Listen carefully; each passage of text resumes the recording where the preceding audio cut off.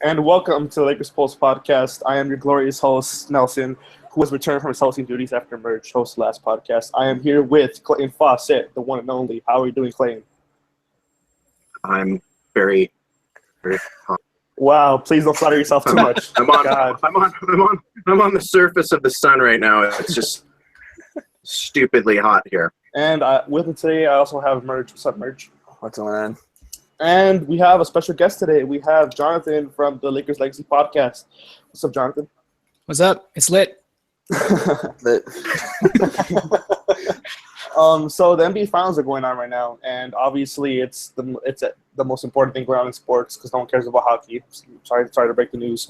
But yeah, I mean it's been a hell of a series so far. It's only been 2 games, and there's already been so many headlines and amazing moments. So Clayton, I just want to get some of your quick thoughts on the final so far and what you think of what's been transpiring. Kevin Durant is very good. Just news. Breaking news. Hot take. Hot take. Hot take. And Steph is good. There you go. There we go. That's NBA Finals in a nutshell. There you go. What about you, Merch? I pretty much concur with what Clayton said. It's fun to see Steph be good in the finals. Except, last couple he wasn't that great, but it's fun to see fun Steph and cocky Steph back, which is fun. But right. Yeah. What about you, Jonathan? So what I noticed is this year Harrison Barnes looks a hell of a lot better in the finals. I mean, he looks amazing. He A lot does. longer. He hits all his shots. He can hit and ones. It's crazy. What did they do to him? I don't know. They turned him into Kevin Durant. That's right. Yeah, that guy's pretty good. I think the other thing that's pretty amazing too is Klay Thompson hasn't even had his breakout game that he usually has. Pretty much the entire playoffs, right? And usually you can account for maybe at least 3 games where Klay Thompson just hits like 6 threes, and so far he's like been ass poor, right? So Yeah. I expect him to somehow blow up in one of these games, and like because the Warriors are already up 2-0, I expect this to be, at the most maybe a 6-game series. So it's been very impressive to see the Warriors pretty much just sleepwalk through the entire playoffs. I'm hoping the Cavs get at least one, because I'm hoping the Lakers 15-1 record stays at least intact. I definitely do not want to see the Warriors get that 15-0. So yeah, it's been crazy. Yeah. So obviously the Lakers are rebuilding. Newsflash, but yeah, we haven't been really good for a while now, and it looks to be like we're in a better spot than most teams since most teams are playing well. What are you guys' thoughts on like where the Lakers are and whether this rebuilding came at a good timing? Clayton? I keep seeing Lakers fans trying to trade for superstars right now, using all of our assets, and make any sense. Unless Bobby Marks today said that that in the next 5 years, I think, that the Warriors could have from taxes and payroll, they could cost $1.4 billion, Jeez. something like that. That's just crazy. Case maybe something gets, like they might have to ship a guy off, but otherwise, like just don't. There's no point in rushing. There's no point. You're gonna need great players, and you're gonna have to have a deep bench. And Lakers are very far away from that. It's just bottom line. As Pete Zayas on the Laker film room said, there's only like 5 or 6 number 1 players in the NBA that you could center a team around that could be a title contender. And maybe one day Brandon Ingram and D'Angelo Russell and whoever we pick at 2 becomes something like that. But as of right now, chill. You guys should just chill and enjoy the rebuild. Yeah, Merch? Yeah, it's probably the best time to be bad right now. Every team should just be, if you're not at least close to a championship, you're pretty much in purgatory right now. If you're not like really bad, like the Lakers or the Sixers or something like that. If you're like I think the Hawks are in a worse situation than the Lakers are because they don't have a high pick coming up. They have a lot of money with Dwight Howard. They're probably going to re-sign Paul Millsap to a lot of money. Being stuck with all that money and who people aren't that great. I mean, I like Paul Millsap, but he's not a guy that you're going to build a team around and have him be your best player, maybe not even your second best player. having all these like having 3 straight number 2 picks in a row and having guys who have the potential to be all-star, maybe even better players than Ingram and D'Angelo and Ball or Jackson, whoever we drafted too. It's going to be nice to just be able to get gradually better, and while the Warriors slowly just decline, and once they're done, we'll be near the top, and then it'll be time for Lakers to be good again. So, Jonathan? No, I concur with everybody in terms of I do think this is a good time to be in this spot and not having to rush things. At the same time, I think I'm a little more actually I think the Lakers are good for now. I think they can be patient in rebuilding, but I also believe that outside of any other team, like, we can't act like we're the Sixers here and we have all the time in the world to rebuild. It's just not realistic because we are the Lakers and we are in Hollywood, as much as we may agree with that or not. I think the process is always going to be expedited for us. The Sixers can trust the process however the hell long they want to, right? And their fans will love that because it's cultic over there. The Lakers can only do it for so long, right? And it's already been, what is this, the third or fourth year? And unfortunately, the first 2 years of this rebuild weren't done correctly, right? Because Kobe Bryant was still here. We had Lou Williams and, Byron Scott, first of all, when Kobe was here. And then last year we had the Lou Williams thing kind of impeding stuff. And yeah, unfortunately though, because of that, we have Julius Randle coming up with an extension. And then shortly after that, it'll be D'Angelo Russell, et cetera. So I think the Lakers should continue to be patient, but also be willing to pivot at any moment's notice, because I think the problem with saying like, oh, the Golden State Warriors are going to be dominant forever is that I don't want us to kind of get too caught up in that mindset where we get lost in a black hole and we're like, oh yeah, let's just keep getting assets and let's just keep not being good. And for me, it's more about the development of Brandon Ingram and D'Angelo Russell. I want them to get to the playoffs as soon as possible. For me, it's not a lose situation. It's not like an end-all, be-all. If the Lakers don't win the championship, if they don't get to the Western Conference Finals, it's useless. For me, it's like, let's get them to the first round of the playoffs as soon as possible, whether that's next year or the year after that, because it's so crucial to get that playoff experience underway, especially because you want to be able to assess these guys' values as quickly as possible, because their extensions are coming up. And when they're just playing regular season basketball, 30-win basketball, it's harder to gauge, are these guys really good or what's going on? You know what I mean? So I think I'm more like half and half in terms of, yes, it's a good time to be in this place, but always be on the ready to pivot and make that move to get competitive as soon as possible. And, that may come as soon as this summer if we sign Paul George in free agency. I just wouldn't, like you guys said, everything within reason, right? I wouldn't start shipping guys out for Paul Millsap or Kyle Lowry or stuff like that. I would do it I would do a balanced approach, right? Keep the young assets who you think are part of the building block of the future, and then add around that with a guy like Paul George or something like that. So, but I do think it is important to get the guys experience as soon as possible, because it's not going to be like 3 more years until they make the playoffs and then people expect them to all of a sudden become a competitive team. People have to realize that once they make the playoffs, they're going to undergo another transitional period where they're probably going to get swept in the first round for 2 years at least, right? Before they become competitive. So that's my theory. If we can get them to the playoffs as soon as possible, then by the time the Warriors are declining, well, hopefully our team, Brandon Ingram, D'Angelo Russell, Lonzo Ball, whoever, are finished with their first round sweeps and are finally ready to contend, right? So that's just my spiel.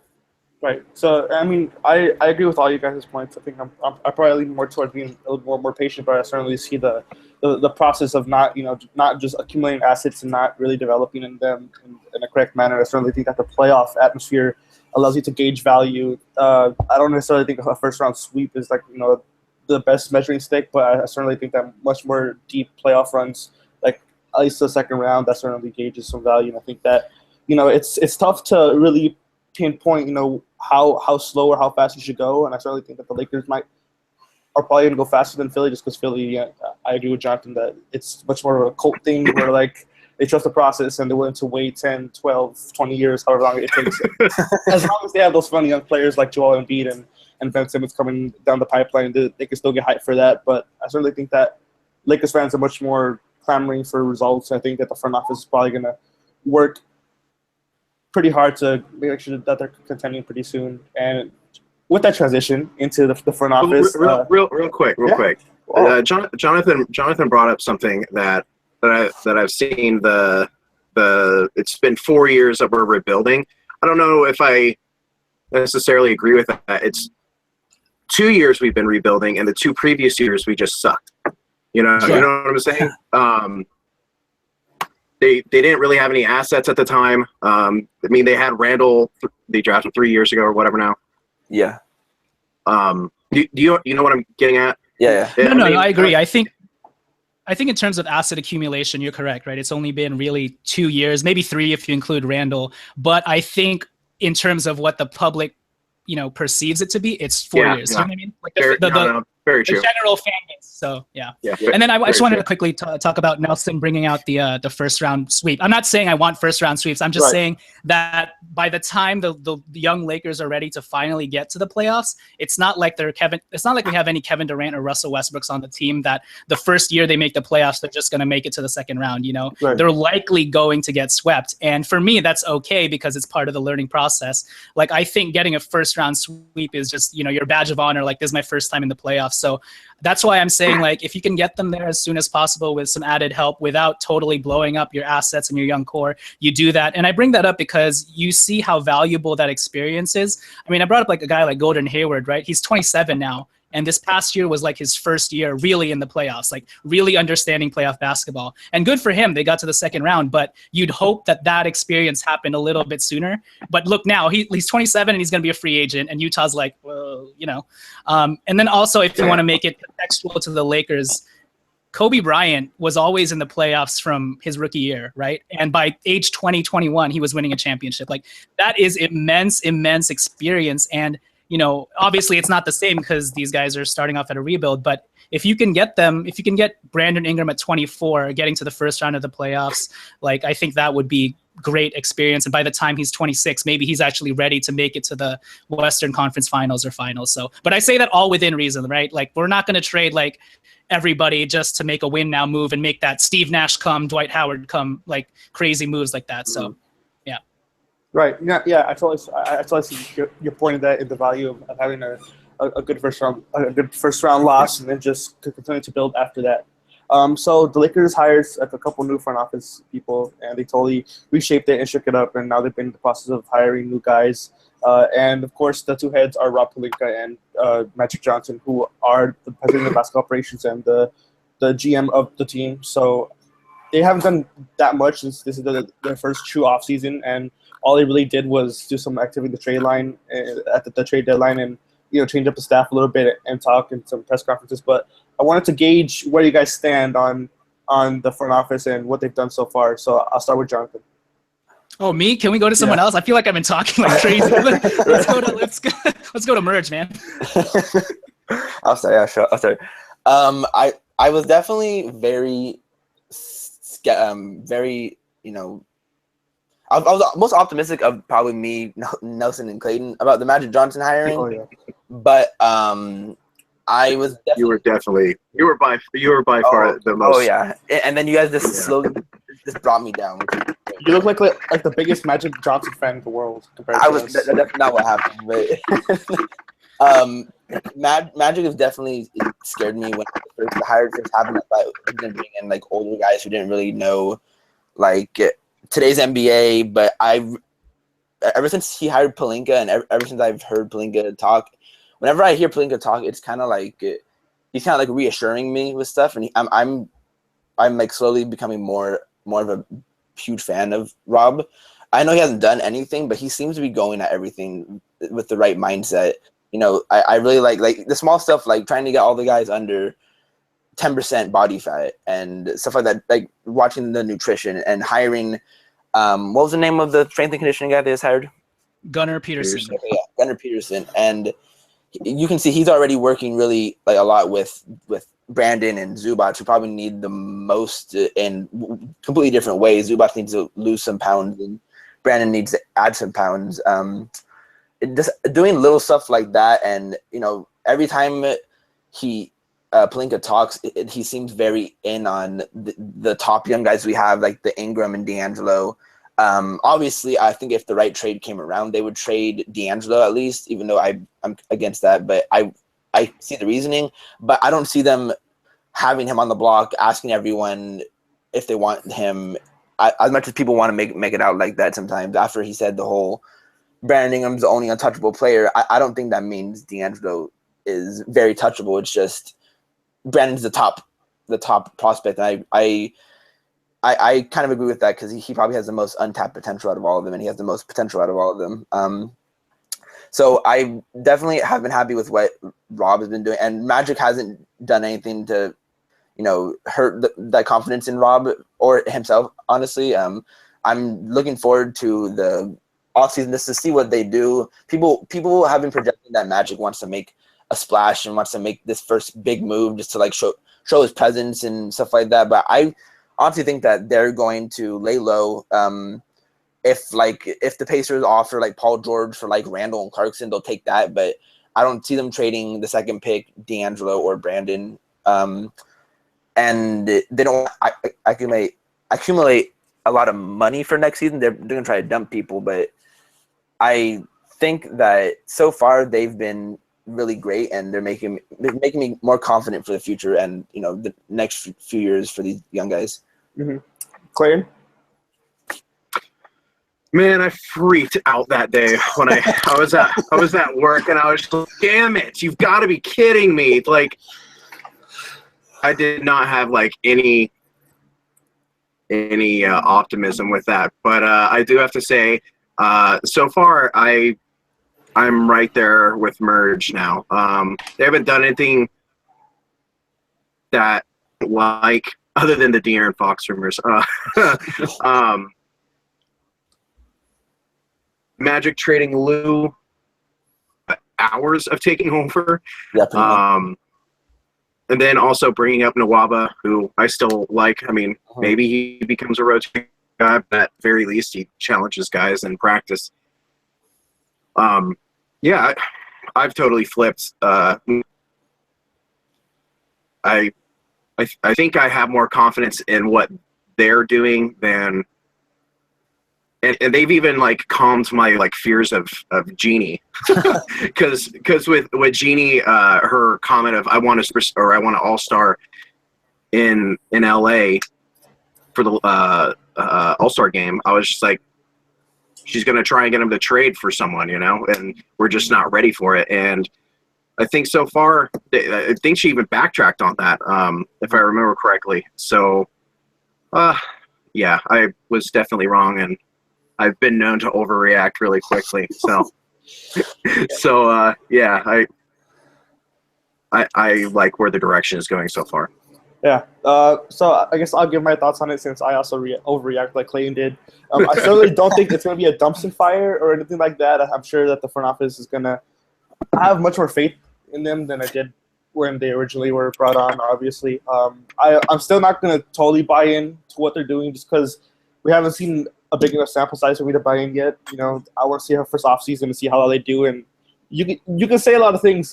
I've said this a lot, but I think you can say a lot of things and say that you want to build for the future and trust the process and keep the assets and build through the draft and things like that. But I mean, I want to see it first. I want to see the results. And just because they say that they want to keep the young core intact doesn't mean that the next day if maybe like the Pacers say, oh yeah, give us D'Angelo, the number 2 pick, and Clarkson. Like, I still don't know whether they do that or they don't. I still have hesitations because I just don't know what their mentality is, and I still need to wait for the first draft, wait for the first free agency, and then see where they're at, see what the rumors are. I mean, some rumors are bogus, obviously, but I just want to see like where the front office is building, and obviously they've added some great analytics guys. They've rebuilt the whole front office. They built the whole infrastructure. They kept the best part of the front office, which is the draft team. So I have high hopes for that. But apart from that, there isn't much to gauge yet. I'm still on the fence. I still want to wait for them to to show me that they're gonna build the right way. And they've done good steps so far. It hasn't been anything amazing. Anyone could say, oh yeah, we love D'Angelo Russell, and I'm sure that we're all gonna be like, yeah, like you should love D'Angelo Russell. And I think some people might overreact to that and be like, oh yeah, he's like never gonna trade D'Angelo. And I think I'd wait. I think I just want to wait and see how they do as GM, especially them being so young, having no track record whatsoever, except for Pelinka being an agent. So, what are your thoughts on the front office so far, Jonathan? I was like everybody, or me and Tommy were like everybody. When the news dropped, we were like, what? It's like 3 days before the trade deadline. How can you possibly Right. do this? This doesn't make any sense. The timing makes no sense. Why wouldn't you wait until after the trade deadline? And then we kind of calmed down, took a step back, had like recorded a podcast, and we're like, oh, okay. I think they had this planned a while back, and they pretty much had the Lou Will trade teed up for Magic Johnson to kind of just hit.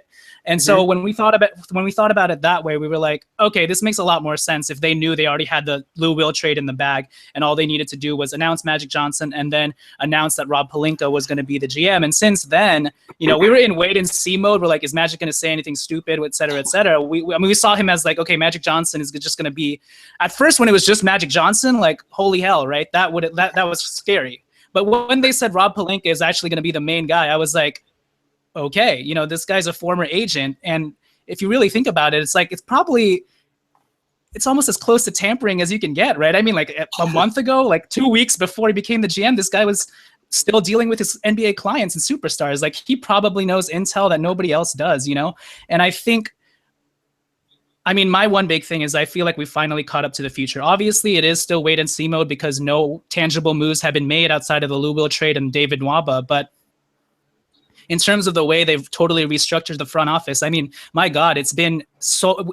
I've been waiting for this to happen for so long. I've been saying the Lakers were antiquated back in 2012. Like, I feel like everybody got comfortable. Mitch got comfortable. Jim got comfortable. They just kept bringing back the same people over and over. And look, I respect the old regime and everything like that, but when it's time to get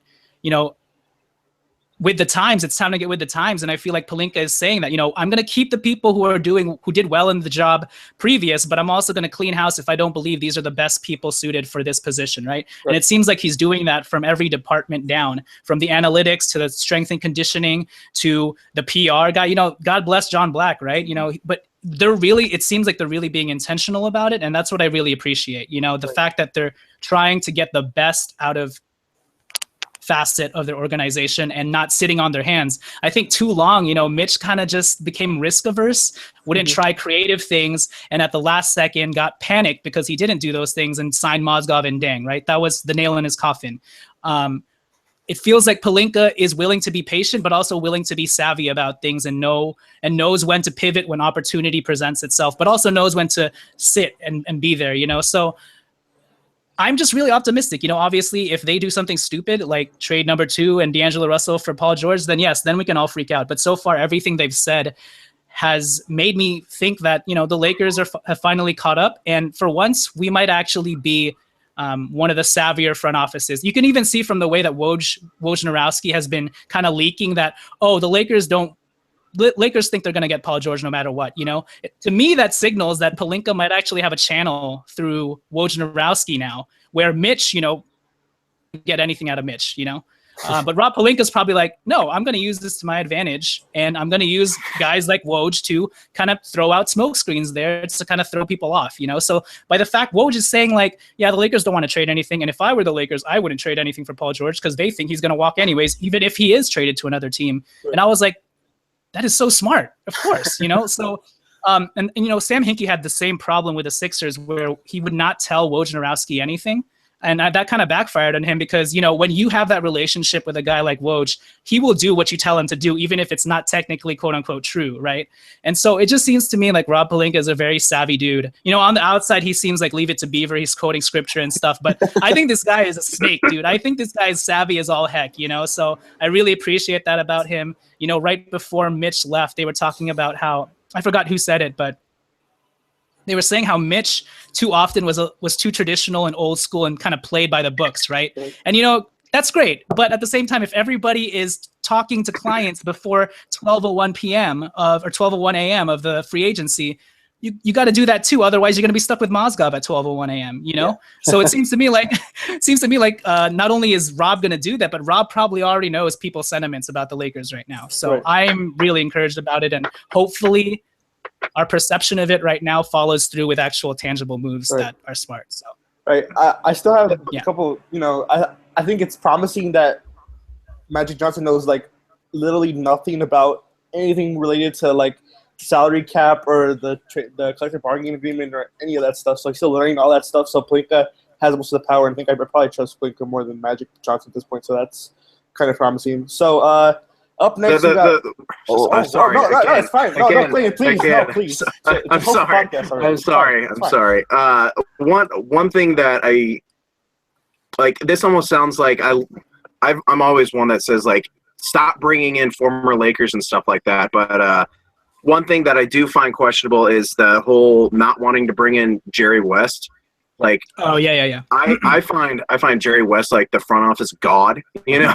Yeah. Like so them not having any interest, and like this is a guy who, you know, he didn't want to trade Klay Thompson for Kevin Love. So like, I just that one's I think that's like the one real questionable thing to me. I mean, it might not mean anything anyways in the long run, but as a you know, as a guy who he's drafted, you know, some great players and made great moves, that one I found kind of questionable. But other than that, I think Jonathan pretty much hit the nail on the head with everything. Yeah. So now, can I finish Clayton, or do you want to just like bring up another point? It's fine, I mean, it's fine. if you want me Yeah, to, yes. I mean, it's totally fine. I mean, it's not like I'm hosting or anything. So you know. So let's talk about Lonzo Ball, the projected, probably the favorite to be the Lakers pick when it comes to June. Me and Merge have talked about it for the last two podcasts, so I don't think we need to talk about Lonzo Ball anymore. But Clayton, you were not on the last podcast where we talked about Lonzo, so I wanted to see whether your thoughts have changed on Lonzo, whether you have anything new to add, or I've been like the low man on Lonzo for a very long time, and listening to Tim on the last one, I was like, you know what, maybe it's just me. Maybe like I don't like LeVar that much, and maybe I'm just tired of like hometown narratives and all that other stuff. Maybe I'm looking too much at the weaknesses, and then I listened to actually Jonathan's last podcast with Mark Whittington. Everything was just like, that's all of the concerns. Just give me all the concerns. I do have to say I would still be more. I'd be fine with drafting Lonzo. I think a lot of his strengths are a lot of D'Lo's weaknesses, and a lot of D'Lo's strengths are his weaknesses. I think they play fine together. I know everyone thinks he's going to be a star on Twitter, but wow. I think like Cole and Mark have put it well, that I think he's just going to be like a super role player, and I think it was either on the What's on Draft podcast or it was on with you guys, Jonathan, where he said that when he's surrounded by better players, then he just continues to improve everyone else as well. And I agree with that. So I don't know. I'm still up in the air. I mean, I want to be mad at taking him. I mean, I'm kind of resigned to the fact that that's who it's going to be anyways. So, I know I'm the low man. I'm like the crazy one on it. So, whatever.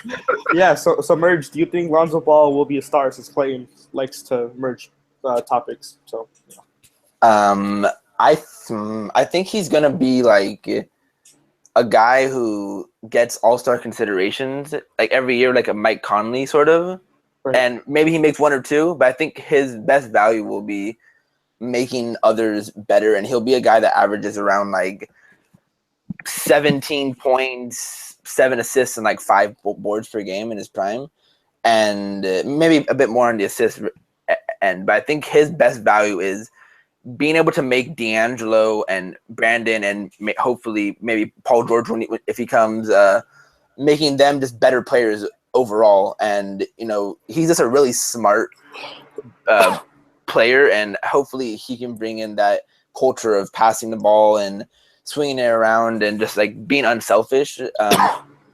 But to answer the question, I don't think he's going to be like a full-fledged star like Steph Curry, Russell Westbrook type thing. I see him being in the range of like Mike Conley, Kemba Walker, like that range of point guard, or I guess guard, I should say. Right.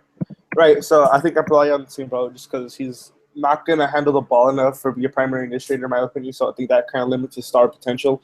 But I think as a secondary option or a secondary ball handler, I think he'll definitely be a superstar in that kind of role, just because he can run some sort of a pick and roll. I know it's not going to be a conventional NBA pick and roll, but he can run the much more modern, much more like slip screen pick and roll where the big pops out or the big rolls and doesn't even make contact. And I'm sure that he's going to excel at that kind of pick and roll, not necessarily the primary initiator pick and roll.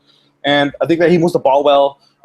He sets up his teammates to play better. He creates transition opportunities. That alone is going to help the offense. Just that by itself is just going to create easier looks and better looks. The question is how much is he going to improve it and how much and to what extent? I think that's why the question up to this point, because if he makes them vastly better, if he really pushes the ball and creates like a much more transition opportunities, he really moves the ball much more than they did last year. I think that's already going to be an improvement. I think that effect alone would be worth a top 3 selection in my opinion. But if he doesn't get that kind of value necessarily, then I think it's tough for me to see that superstar role. And I think that he certainly will make his teammates better. He's not going to be a negative asset on the court, but I think his point of attack defense is a concern for me. I think his off-ball defense is going to be awesome, but I think I certainly have my concerns with him.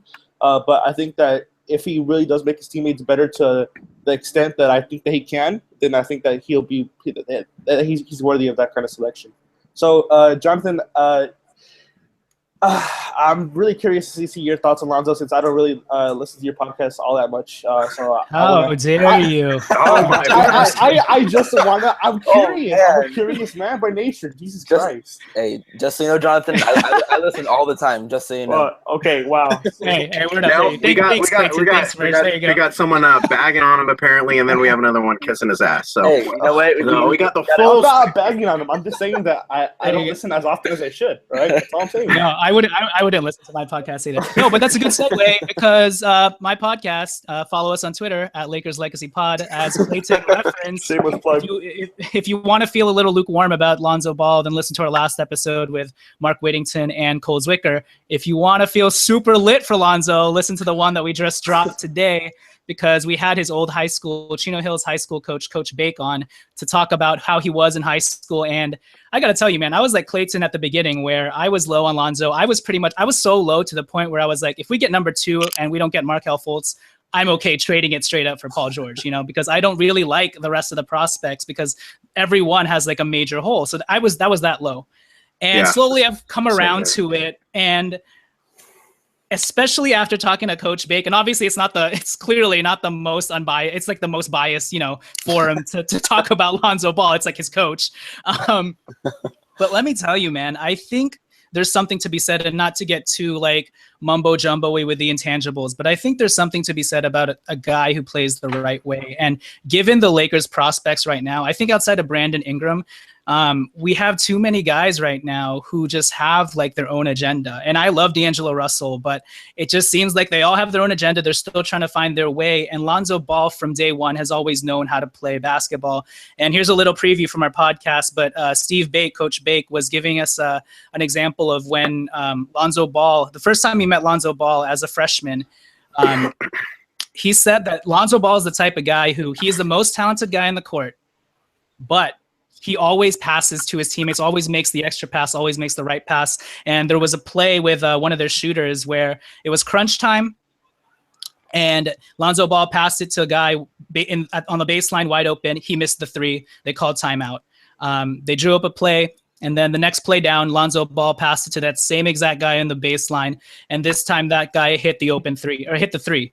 And Coach Bake later found out that during the timeout, Lonzo Ball went up to that guy who missed the 3 and said, "Hey, I'm gonna pass it to you again if you're open and you're gonna hit that shot." So I just like that anecdote about who Lonzo Ball is, and it seems like that's the type of play he's always tried to inspire from high school to obviously college as well. But outside of the intangibles, I think with Lonzo Ball, you really have to undergo like a paradigm shift of who he is. If you're thinking he's going to be like a lead ball guard like Chris Paul or something, like that's clearly not who he is. But if you adjust your thinking and think that he's going to be like some sort of let's say like a really good shooter, but who has passing ability and crazy transition skills, can rebound the ball, take it down defense's throat, and find the open guy and get the ball out of his hands really quickly, then I think you're looking at a very, very solid prospect who can really become the glue to your team. Right now, the Lakers are like, a bag of misfit toys. And I feel like Lonzo Ball could be the guy who really gets everybody to excel and become the best part of them, And in the meantime, he also has help. It's not if the Lakers were barren right now, and we didn't have D'Angelo Russell, we didn't have Julius Randle, we didn't have Brandon Ingram, then I would be wary about picking as the main crux of our team, because then it's like, well, he doesn't have any help. He doesn't have anybody to help him, in the half court deal with pressure. But because we have these pieces, and look, none of them are like Karl Towns or Joel Embiid material, but they're at least good enough where Lonzo Ball can slowly work on his weaknesses without them being so exposed if he didn't have a D'Angelo Russell next to him or a Brandon Ingram next to him, I'm sick of Jordan Clarkson, man. Like, I'm sorry. Like, I actually thought the D'Angelo Russell Jordan Clarkson pairing would work at some point. And now, after seeing the second half of the season, I was like, absolutely not. Jordan Clarkson has his own agenda. And D'Angelo Russell would benefit greatly from having a guy like Lonzo Ball to cut baseline, pop off screens, shoot the three, or find him in transition, find him for open threes, et cetera, et cetera. So do I think Lonzo Ball is going to be a superstar? No. I mean, that's not to say that I think there's a very small sliver chance he can become a superstar, but I do think, like everybody's been saying, he can be a star role player. And because he's in LA, he will probably make all-star games because of that, averaging 15 points and 9 assists, and really improving the overall gameplay of the team. So I am actually not as down on him as I was before, just because learning about who he is as a person, that's kind of the type of guy that the Lakers need. More Brandon Ingram type players who are a little more about the team as a whole and less, about himself. So, yeah.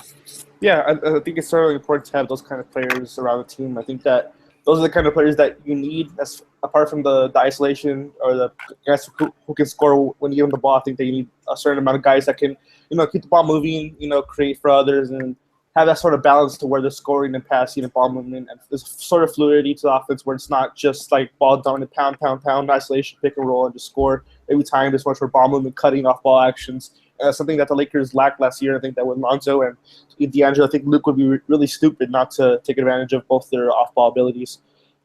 So yeah, I mean, it's pretty tough to see another player getting picked over Lonzo to the Lakers at this point. But I think that there's certainly been some names tossed around, and there's certainly been some rumors swirling right now that De'Aaron Fox and Josh Jackson can somehow get drafted at the number 2 selection. I think that there's been a rumor that Lonzo Ball has to kill it in his workout to get drafted. Tim said on the last podcast that it was some smoke created by the Lakers to get Lonzo to really work out hard and so they can really gauge his value. But I wanted to get your thoughts, Merjan. Who do you think the guy is that will compete with Lonzo for the number 2 spot mainly? I think it's really just a 2-man race between Lonzo and Josh Jackson.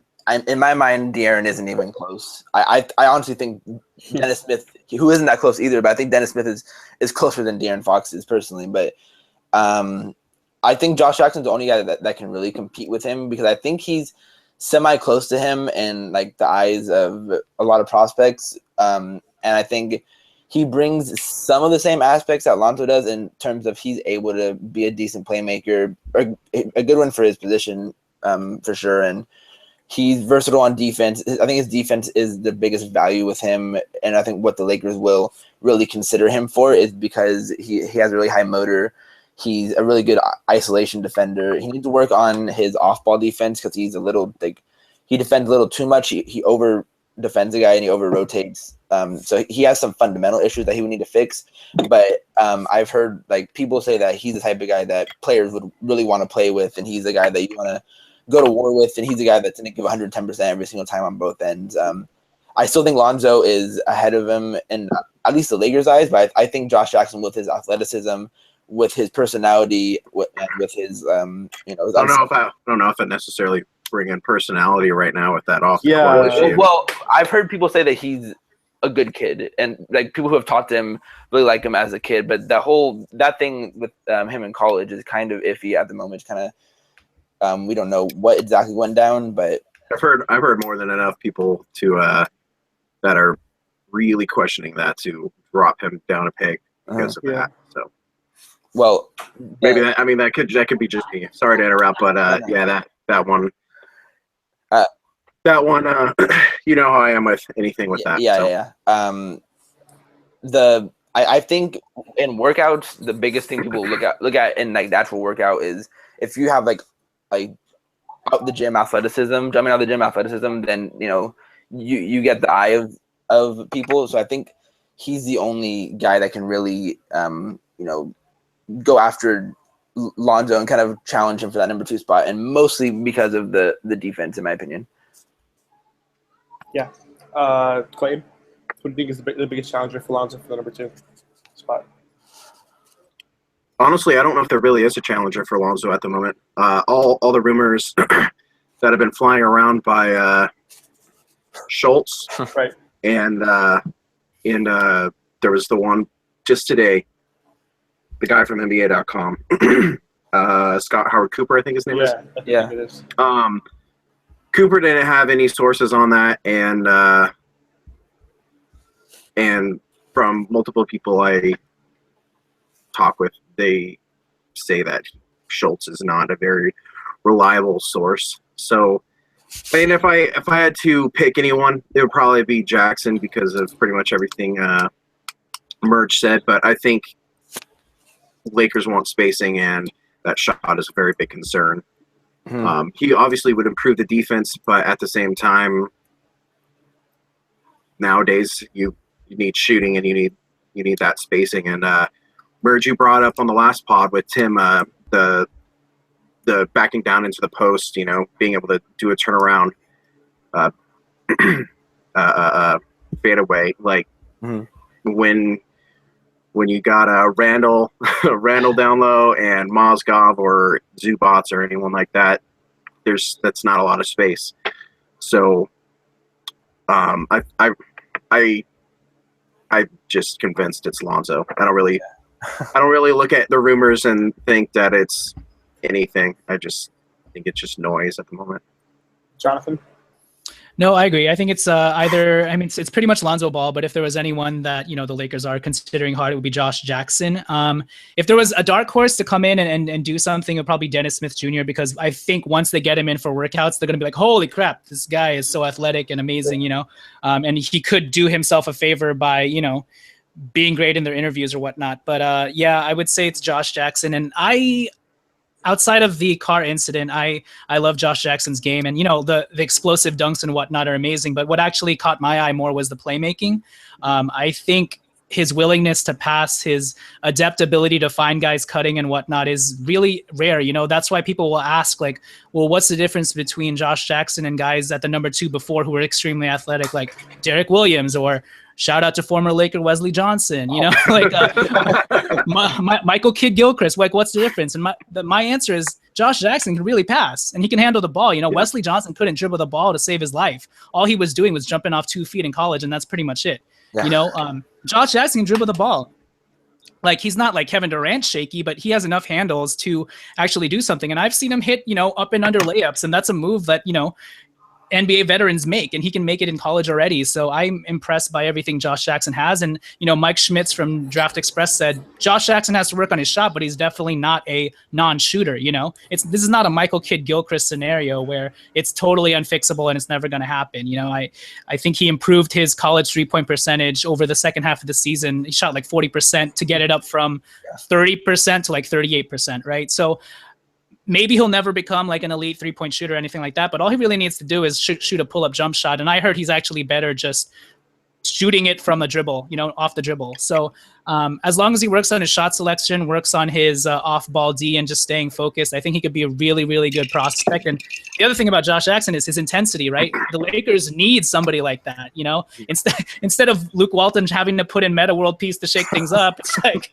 let's actually get a guy who can do that, but also play basketball, right? And that would be Josh Jackson. I'm so glad he's not going to be back next year. Oh my word! You have the intensity, but you actually got the actual basketball skill and play, right. And that's Josh Jackson for you. So if the Lakers go with him, I wouldn't be disappointed at all, because he has like one of the highest upsides in this draft, I think, and he's been the most athletic prospect since in a while, really. And if we compare him to Andrew Wiggins, Kansas fans will tell you he's a better prospect than Andrew Wiggins, especially because of his defense. So it's all about his character and whether or not they can figure out whether this guy has some, aggression issues and whatnot. But yeah, I would go Josh Jackson. Not Josh Smith.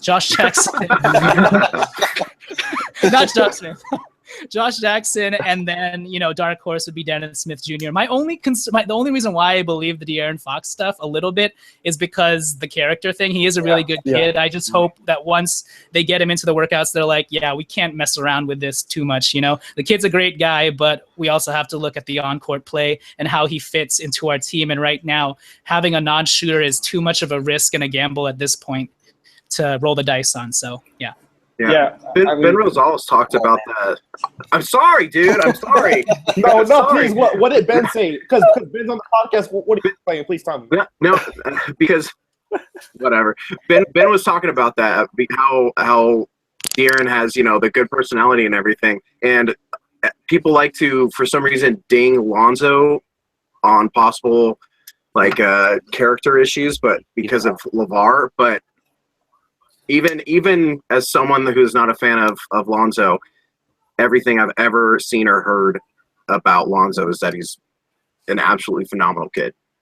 Right. Sorry, Nelson. No, please. Yeah, right. I mean, I can finally make my point. I think I probably point to De'Aaron Fox is probably the number 2 option that Lakers will probably go for just because he's been the guy mentioned all the rumors. I'm sure I believe that Josh Jackson is the much more talented player. But I just think that De'Aaron Fox is gonna, kill it in the dinner that they have after the workout, and that he's gonna talk to him, and they're gonna realize that this guy's an awesome kid, and he's not a terrible basketball player. So I mean, he's not gonna just have a terrible workout. I'm sure that his agents are gonna pick the right kind of workout to do, so that way he's not overexposed. And he's looked like he's somewhat improved his shot. Mike Schmidt seems to believe so. So I think that. If the Lakers can somehow talk themselves into a player, I think that's probably De'Aaron Fox, and I think that Josh Jackson's character issue is probably the thing that I point to as the thing that makes me not put him as the number 2 option. I think that'll probably weigh him down. I think that Fox's character will just bring him up to that number 2 spot. I don't think it's a legitimate threat. I think that the Lakers will end up drafting Lonzo Ball. I think that De'Aaron Fox has a 15 to 20% shot of somehow swaying them. So it's really not that likely, in my opinion. But yeah, so the Lakers have another draft pick apart from number 2. They have number 28, and that's been what the Lakers fans have been talking about the most recently, just because there's so many options and the draft goes so many ways, and so many players fall, and some players are reached for. So it's tough to really gauge who's going to be available at the 28 range. But there's some pretty known players that are going to be there, like Jordan Bell, who isn't projected to be a high or a lottery type talent, and I think that he's possibly the one that's going to be available that's talked about the most. But Clayton, what are some of what are 2 names that you're watching for and that are at the top of your list for the number 28 pick? 2 names. Oh man. No, please give me 20. He came with 10, Nelson, and you ruined it. Man, just say Tony Bradley and yeah. Fudge, man. I guess if we're going big, I'd really look to Tony Bradley. I'd really like Ike Anabogu from UCLA, but please. From everywhere I've seen, he's going like the teens. That would be my top target if he were to somehow slide. But I think Tony Bradley would probably be the guy I look at. Not a fan of Bam Adebayo. Not a fan. If we're gonna go with a wing, Josh Hart I think would be a guy I'd really look at. He's just really solid all around. Can handle, can run a pick and roll, defend, can shoot. I guess to limit me down to 2, that would probably be my 2. Merge. I think one of my main guys, it would probably be Jordan Bell. I think what I like the most about him is his defense is it wasn't. I didn't expect him to be so good with his measurables and stuff, but like his like effort and his shot blocking ability on defense is really what like I like the most about him. He seems to be projected best as a small ball 5 off the bench, kind of like take over that Tariq Black role, I would say. Maybe do it a bit better, but he's flashed some jump shot potential. He's actually a really good passer from the the post and the paint, and he's had those passes where he's able to make really good reads, and that's something that I think Luke would really like in a big man. That's not Julius, but and then I think after him, I think I would say Wesley Iwundu from Kansas State. I've been on him for a little while, and I think the thing that I like the most about him is that he's probably projected more as a 2-3, and he is a really good. He's a good passer, and he has a 7'1" wingspan. He's shown some really good defense at Kansas State. He was pretty much the focal point over there. It was kind of a barren team, but has impressed his.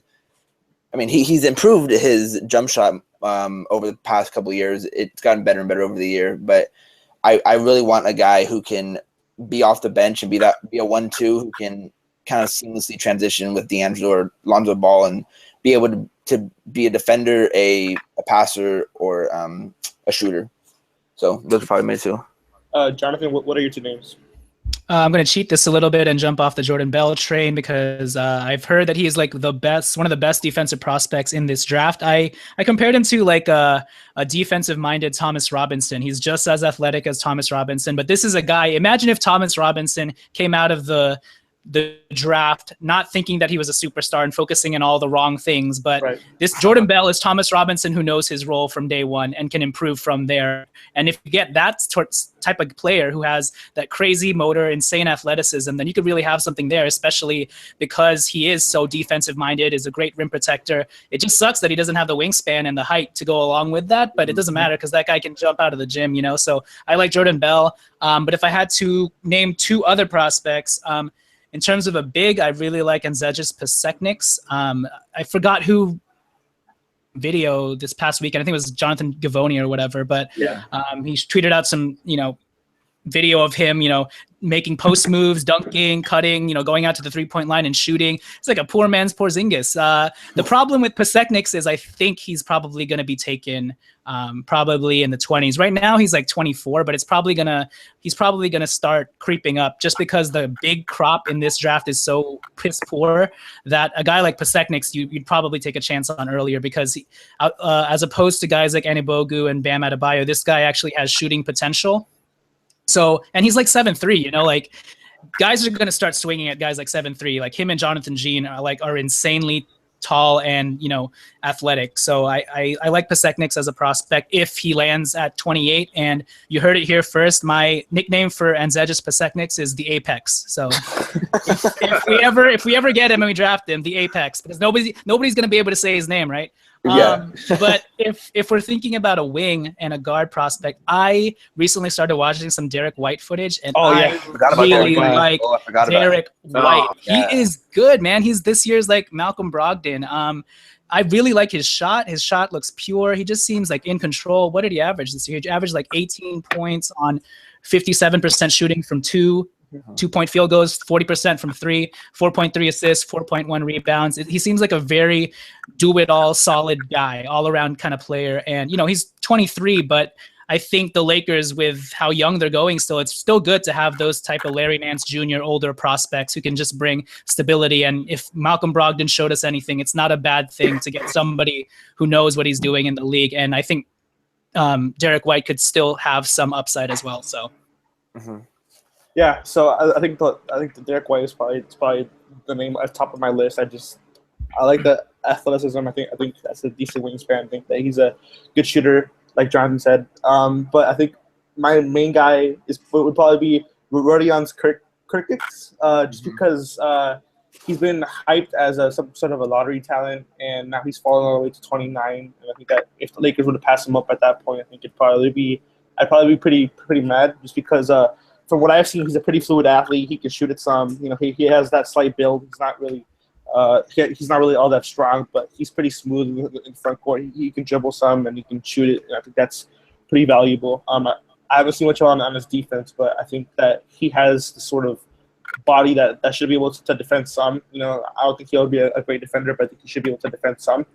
And as much as I would love to talk about Ivan Rabb, I think Tony Bradley is my guy. I think he has a really long wingspan. I think that he's one of those guys that that isn't going to be all that much when he first comes to the league, but if he developed that kind of skill set and those kind of measurables, that he could become that kind of defensive rim protector and also a good lob target for D'Angelo or Lonzo Ball to work with. So I think that he's probably one of the guys that I'm probably the most high on. And also the Lakers did offer him a first-round guarantee if he were to fall that far down. So I think that he's probably up there for the Lakers as well. I still have no idea where that came from. Yeah. It came from the Ringer Use podcast. Like, it's a podcast as part of Bill Simmons' network, and these two guys just talk about NCAA prospects. So, also, I wanted to jump in and add something really quick. But if you're wondering why the Lakers are working out such a large crop of seemingly guys who probably won't even make it in the second round, it's because this year is the first year that they're allowing those two-way contracts where you can actually sign 17 players. They just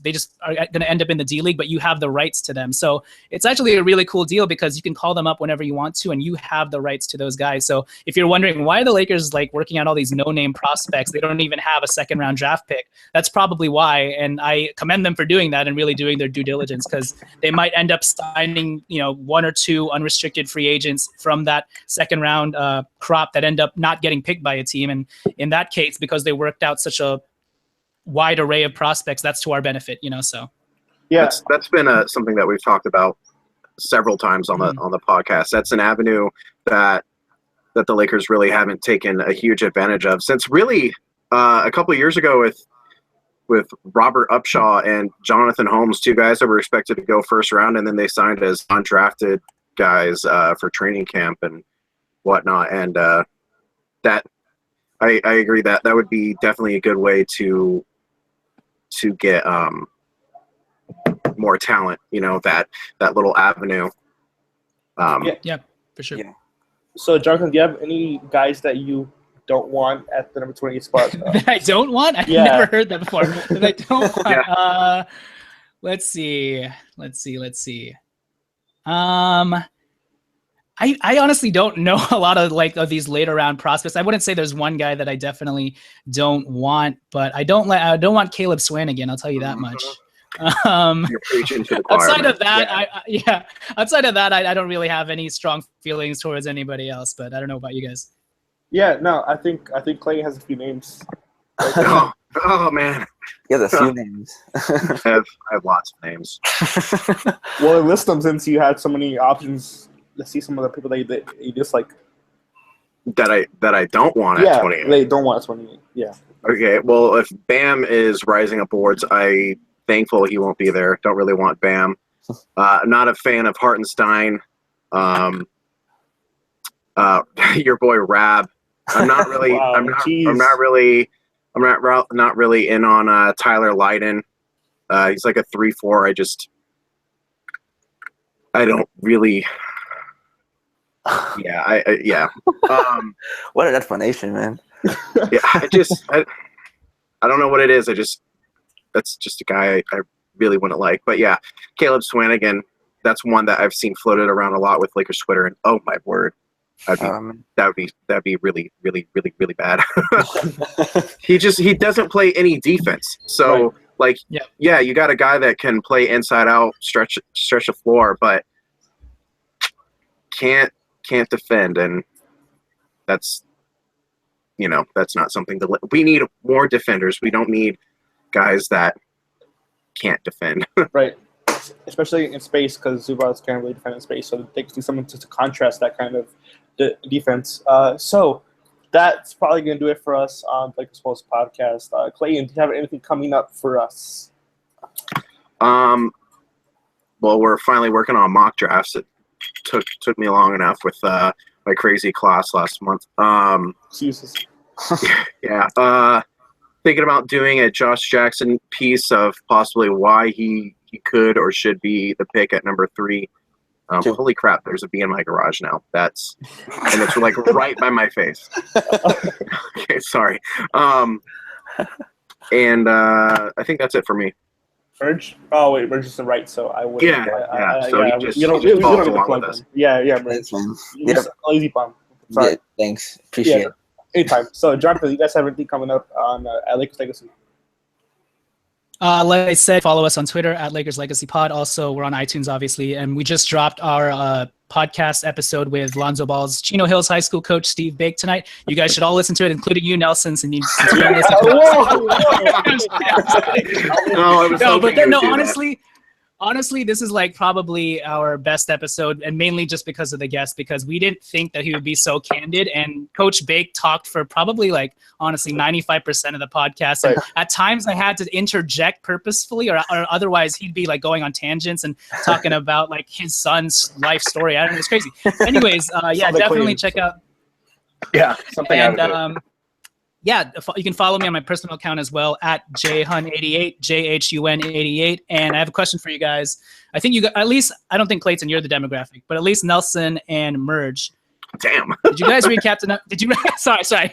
No, we're the same age. But anyways, did you guys read Captain Underpants as kids? Yeah, there you go. Yes, I definitely did. Perfect. Also, go watch DreamWorks Animation's Captain Underpants in theaters. It's funny. It knows what it is. Very self-referential. Those are my plugs. Thank you guys so much for having me. It was a blast. It was fun. So, yeah. Also, I dig your guys' new intro. So, there you guys. Oh, yeah. Thank you. Wow. Yeah.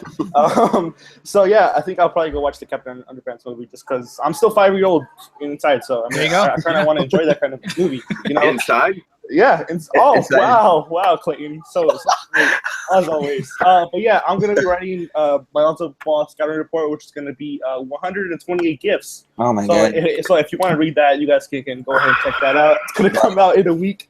In a little week's It's gonna time. take a week to freaking edit that, man. Oh, come on, Clayton. It's not that bad. But I'll also be writing something on De'Aaron Fox, breaking him down and saying mainly his weaknesses, just because a lot of people think that he's a legitimate candidate for number 2, and I just don't believe that. So I'll probably be writing that soon. But yeah, that's all we got for us coming out. And be sure to review us on iTunes because we have no reviews on iTunes. So we would appreciate a couple. We're just brand new to iTunes, so yeah, we're brand new. But we appreciate you guys listening, and we hope you guys like the intro music because we added it as a little. we promise we won't steal Jonathan's their impersonations for the reviews. We promise we won't. Yeah. Of course not. But yeah, it was a blast. Thanks for coming on, Jonathan, again. And it was For sure. Yeah. So Thank you for having me. we'll catch you guys later. Peace. Later. See ya.